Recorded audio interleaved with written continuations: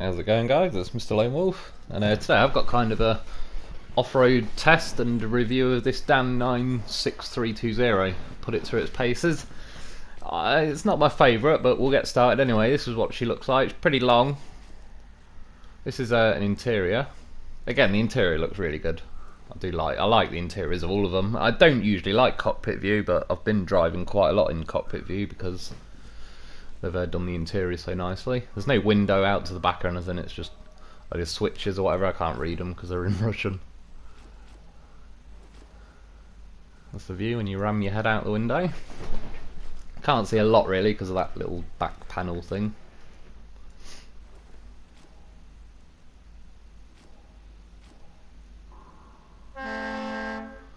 There's the old horn.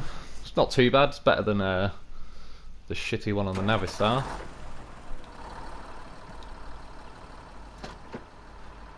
I was just playing around here and I was looking at the dials. I put it in neutral and floor it. I already knew the dials worked, but it was nice to see. You can see the revs going up.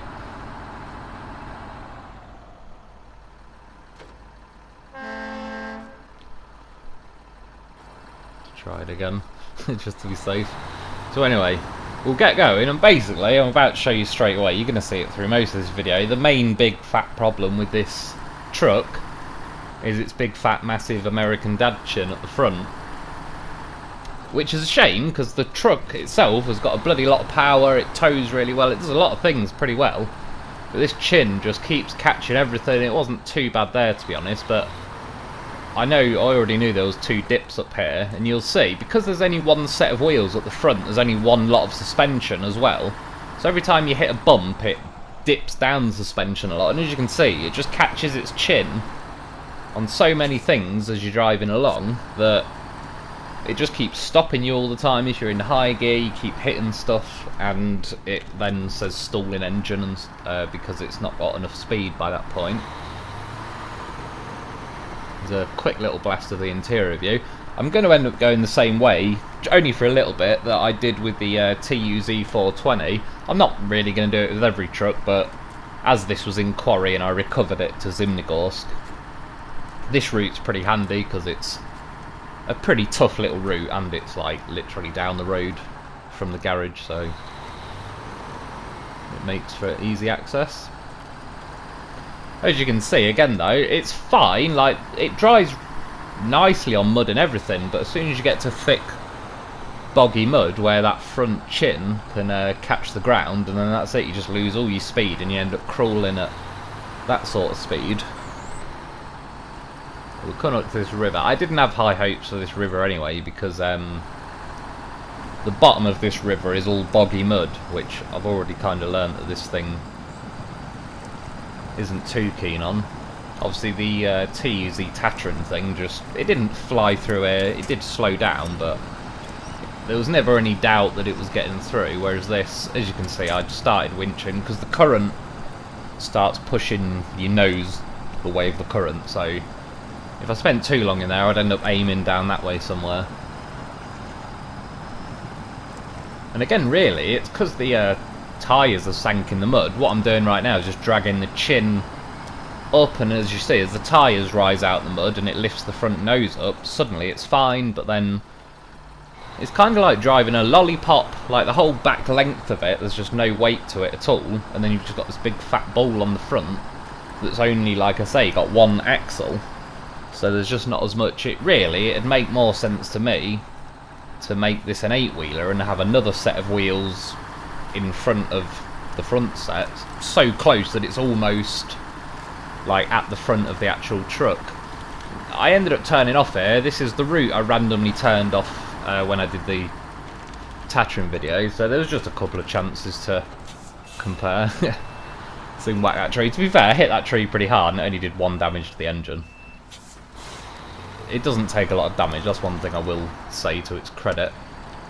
I was going to jump off here, and you can see basically because of its length the middle gets caught, then the nose smacks the ground. It's only by pure chance that the height of the drop, the back wheels were just resting perfectly on the cliff, so when I floored it, obviously the nose was dug in but it sort of made the rear spin around, so I actually managed to get off it.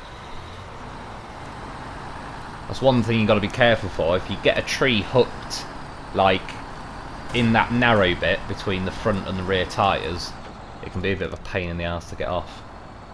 So then again, I was like, what the hell am I stuck on now? I couldn't really see it because the grass and that was in the way, but there was a rock there, which, if the nose wasn't so far in front of the front wheels, I probably would have got over that rock, but because there's like 3 foot of nose to grind on the rock first, it managed to stop me before it got the front set of wheels there to jump over it. I cut that bit of going back through the river because, to be honest, it took me about 4 minutes to get through. I had to do a bit of winching and all sorts. So yeah, that's the shame with this truck really. Obviously there's no raised suspension for it as well, so that's one thing I think could benefit it a lot because it's got such a long overhanging nose.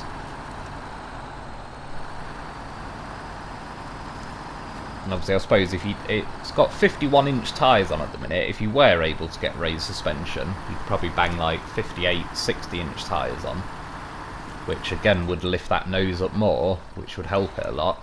This is like one of the ramps to repair yourself in the garage, and you can see even on that angle the nose wasn't silly far off hitting, and this is a good example going down. It's pretty much, that's like the biggest angle change you can have. If you've seen there, the nose just sort of clipped the floor, but it didn't really do anything. So I've gone to a snowy map. I have to say it's pretty good in snowy maps. I put the chain tyres on. I came back to this boggy plate. I just wanted to see. I knew in my own head it would probably be pretty terrible, but I needed to see for myself. So as you can see here, the front, because of all the weights in the front, it just sat straight down in the mud.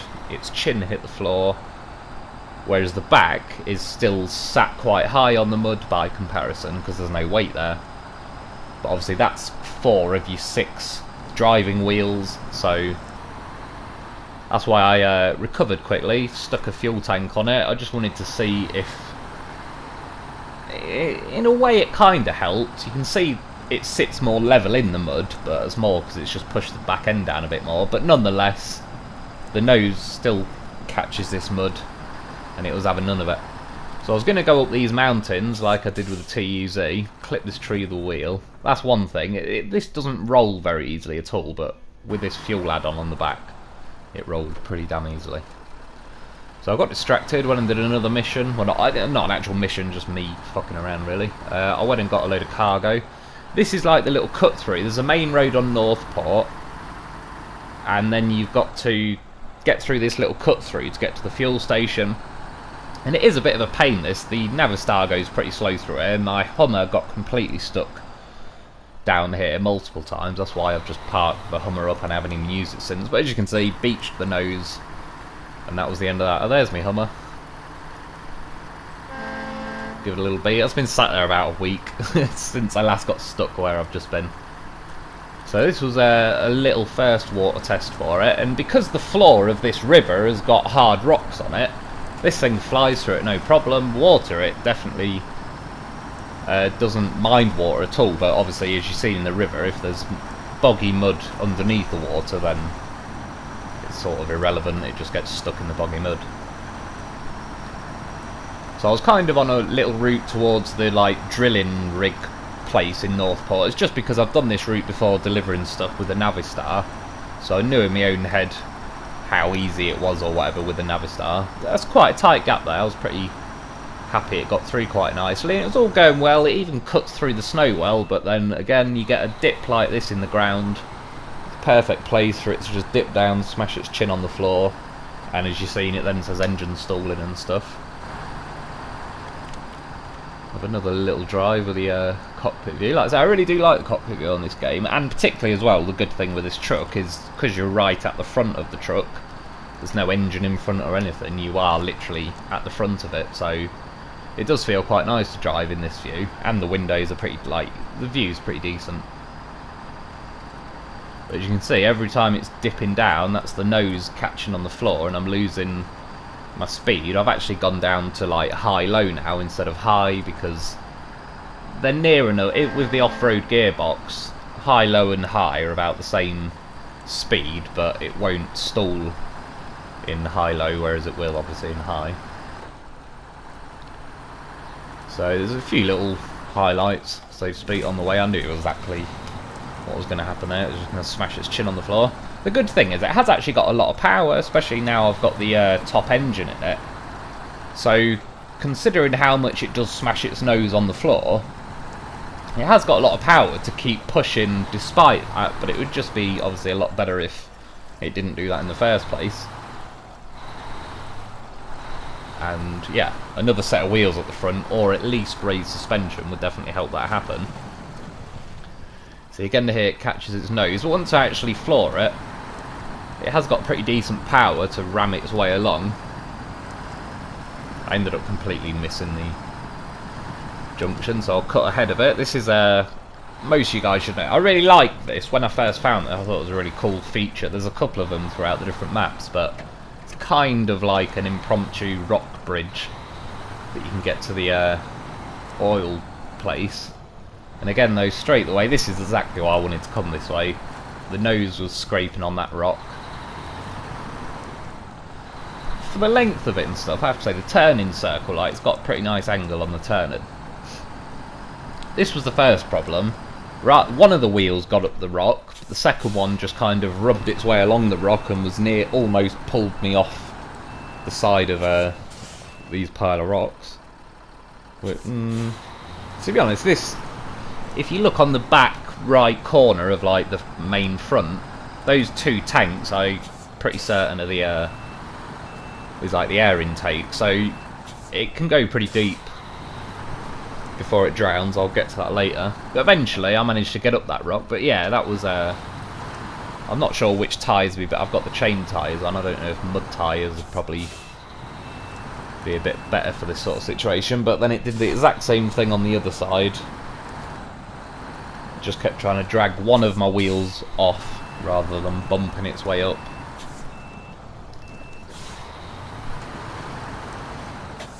Eventually we got there.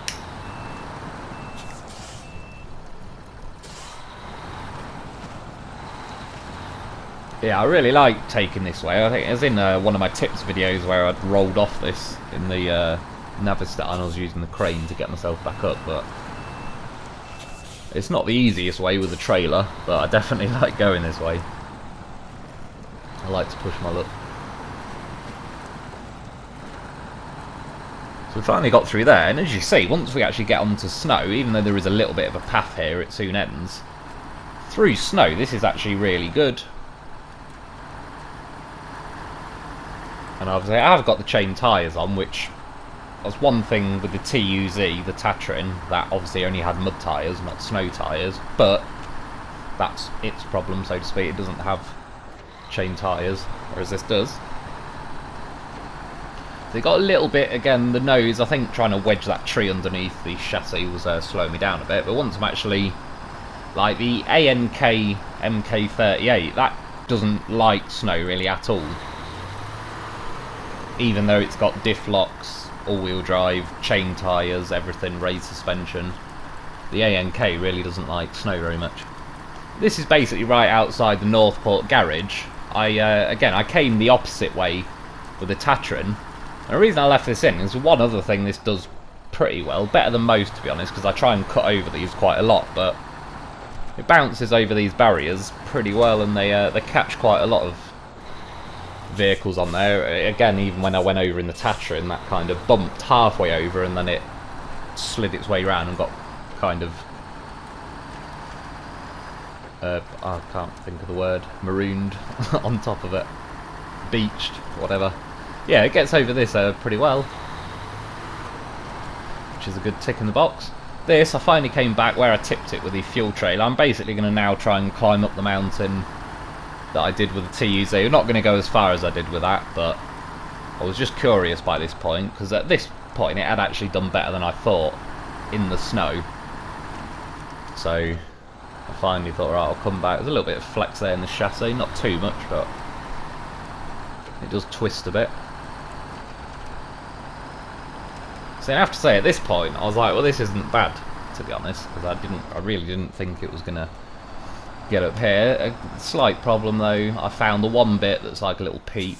Not really the nose, to be honest, it's more like sort of the axle and chassis. And to be fair, it pushed over that pretty nicely. And yeah, I was quite surprised at how easily it actually got up here.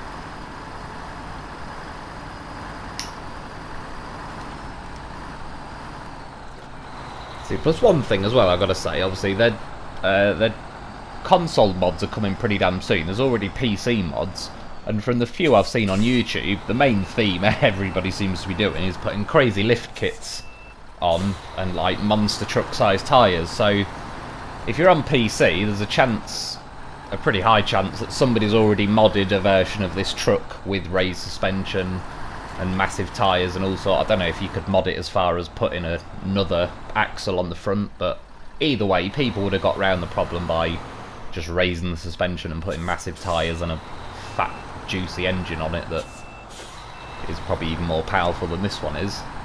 And yeah, like I say, they're coming to console very soon as well, which they're looking pretty good. They've done, like, I think it's mod.io, so you're going to have to kind of log in and make an account. But from the YouTube video they put on the other day, it all looks pretty simple. You can just scroll through, pick the mods you want, download them, save them, and then they're in your game. You can just go into the game, you can activate and deactivate them. And yeah, like I say, some of the mods look pretty damn cool. So obviously, as soon as they release that, I'll definitely do some videos on mods, because that's one thing I was looking forward to. So here, if you remember, this is actually where I almost rolled it with the TUZ, and then when I reversed, I did roll it with the Tatrin, but it basically rolled once and got back on its wheels. Whereas this thing, it was close, but obviously that's about the limit, and it wanted to tip. And we started rolling. I tried to turn the engine back on, it was having none of it. It just landed like this in the end, so it was game over. Can you hear that? I swear to God there is a predator in these fucking trees somewhere that keeps doing that croaky predator noise at me. One day it's going to come flying out at me, I can feel it. Anyway, this is the problem. As you can see, the length between the front axles and the like edge of the front bumper, compared like this Derry Longhorn, the front axles are way closer. It's probably twice as close to the front. And then I'll go for a few. You can see that white Western Star's pretty damn close. That twin steer's pretty close. This ANK, I'm going to do probably the video next. I've got a tip video I'm making, but I'm probably going to do this one next. It's a pretty good truck to have. But you can see how close the front axle is to the actual front of the truck. So there's no way you're just hitting the nose on anything unless it's near enough like a vertical slope. And again, this is the other Derry Longhorn. I've not bought this yet, but I'm wanting to. The wheels are very close to the front, and I like that the bumper's kind of pinched in, so even the side of the wheels are exposed pretty nicely, so you can kind of catch some grip on a lot of stuff. This is quite a close example to the Dan, only it's got the two axles at the front, it's got 8-wheel drive. And yeah, those two axles, not only have you got more wheels to grip, and it's nearer to the front, but you've also got 4 lots of suspension then absorbing, like when you bounce down, it shouldn't go down as far. It's every truck you go through, they're all way closer to the front really, or near enough everyone. This one, I have to say, is this looks like it'll suffer from the same problem, to be honest. It's got a bit of a long, low-hanging chin on it. But it is 10-wheel drive, at least it's got some more axles to hold the weight. This one doesn't look too bad, at least, to be fair. This is another one I can't wait to buy. It looks pretty damn meaty, like it's going to pull itself through quite a lot of stuff. It has got a bit of a long front end, so has this. But I still don't think it's going to be as bad as the Dan, especially because, again, it's got 2 lots of wheels at the front. By comparison, this is obviously the Tatrin. The front wheels are basically at the front of the bottom of the truck, but then that nose is just perfectly angled to make you bounce over, like ramp up everything, so that makes a lot of difference. And then this thing, apart from the front bumper, if you took that front bumper off, I'm pretty sure those wheels are like the furthest thing forward, so you're never going to catch the nose on anything really with that. Whereas yeah, this thing is just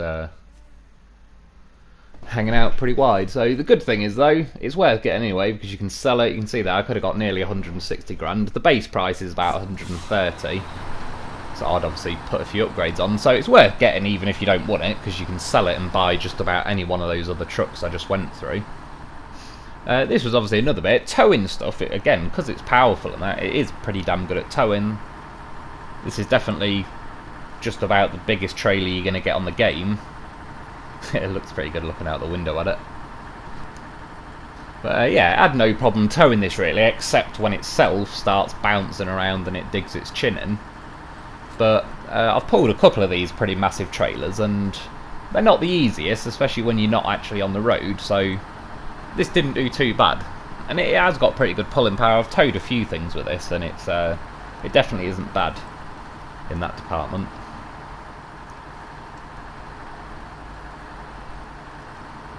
And to be honest, I think this is sort of a combination of me beaching and the trailer itself, because down the side of the trailer there's kind of rails down the side, you know, that kind of stop cars being able to go underneath the trailer or whatever. They sort of look like that, but they sit pretty low, and obviously with the length of this trailer it's pretty easy to kind of get the middle of it caught on stuff. But I got so close to the road and I just couldn't quite get there. In the end I used one of the tips I shown in the tip video attached to the back.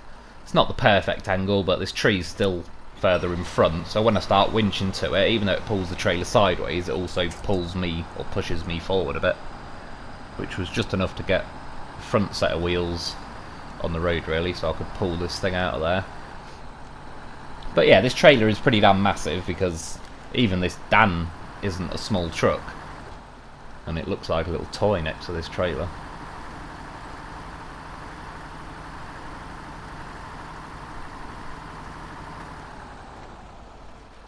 And even when I come round here, I'm so used to it. It's my fault. I cut the corner badly, but it's because I've been driving the Navistar so much, and that turning circle's crap, so I cut corners on everything. Didn't even think that I've got this massive trailer on me. But it was good as an example, like considering how steep and high that was, I had to pull it over. The fact that this thing didn't even really stop and just pulled it all the way over is not bad. So we're about coming to the end now. I was doing a little speed test down the runway on White Valley. I've only got the special gearbox in, not the advanced special at the minute, so I've only got 4 auto gears. And look, there's like a little ramp at the end of the runway, and what does it do? Smash its fat fucking chin on the floor. See, it's just little details like this with the game. I was looking around, I was like, hang on, I think I might be in for a jump here. Yeah, it's just little things like, they're basically, the creators of this game have just added a ramp at the end of the runway, knowing full well we're all just going to find it and go, oh, I'll go flying off that then. Which is what I'm going to do now. To be fair, as you can see, this thing's pretty slow, so it wasn't the best jump, if you can even barely call it a jump. At least it didn't actually get its chin caught that time, but it sort of bounces off. To be fair, it doesn't take that much damage considering the hit it just took. It looks like the fuel tank took a bit of a smack. But the engine's near as perfect, suspension's not that bad either. Obviously I thought at this point, well, that's me screwed, and I was not really bothered. I was obviously planning on just flying off here and clicking recover, but look at it. Just as I went to click recover, the thing started sliding on its own. Oh, come on. Yes, you beauty. Now just quickly, off subject, but just in case your truck flying needs were not met, personally I think this one flies much better. Ta-da! Not that much damage really, considering. So anyway, back to the matter in hand. Yeah, it tipped over enough, I was able to winch myself onto a tree. So while I was down here, I thought I'd have a little go, and it was really in these next few moments when this truck finally made sense to me. This whole time I've been giving it stick for being a truck with a big fat American dad chin that gets caught on everything. And this whole time it turns out it was just a submarine all along.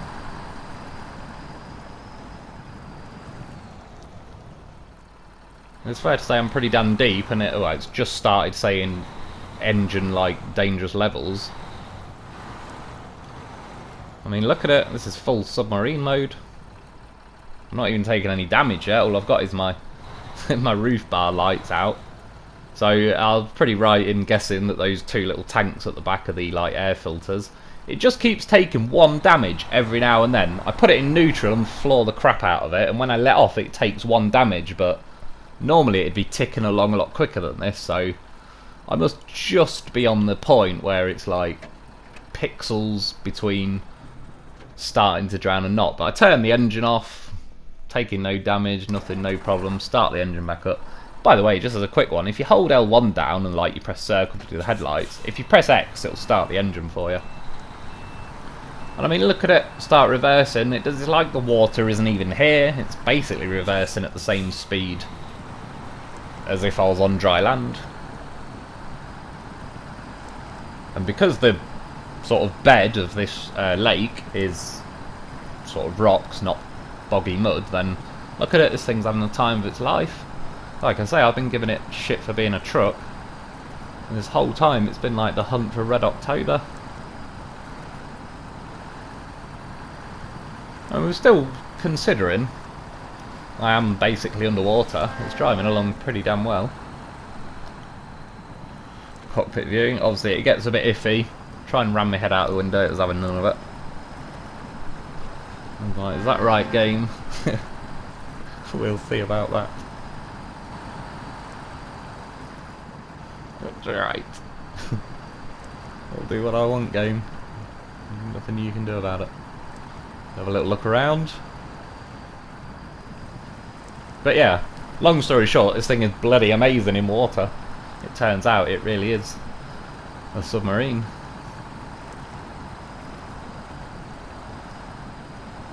And at this point I was just seeing how far in the lake I could actually go. Look at it, it's like a scene from Jaws. That fucking croaking predator thing in them bushes ain't gonna get me out there. And it was at this point, you can see, the lake suddenly got deeper and the engine damage suddenly started ticking up. But right now I am completely underwater, you can't see any of me. I'm officially submerged. And it's about this point the engine had took enough damage that even normal driving makes it start to stall. And funnily enough, the back of it is actually floating. And surprise, surprise, its big fucking chin is sat on the bed of the lake. However, in that example, that's then like what's keeping the front wheels that was actually pulling me along. If I had repair kits and stuff, I reckon I could fix the engine and drive out of here. So yeah, that's about it for today's video. My advice would be get it and probably sell it and pick one of the other trucks. I'm a little bit kind of OCD, I kind of want to keep it at the minute, but we'll see. It's definitely high on my list to sell. Anyway, that's it for today. I hope you enjoyed. Thanks for watching, and I'll be back soon. No, when you're driving through the woods at night on this game, it's actually pretty nice and relaxing.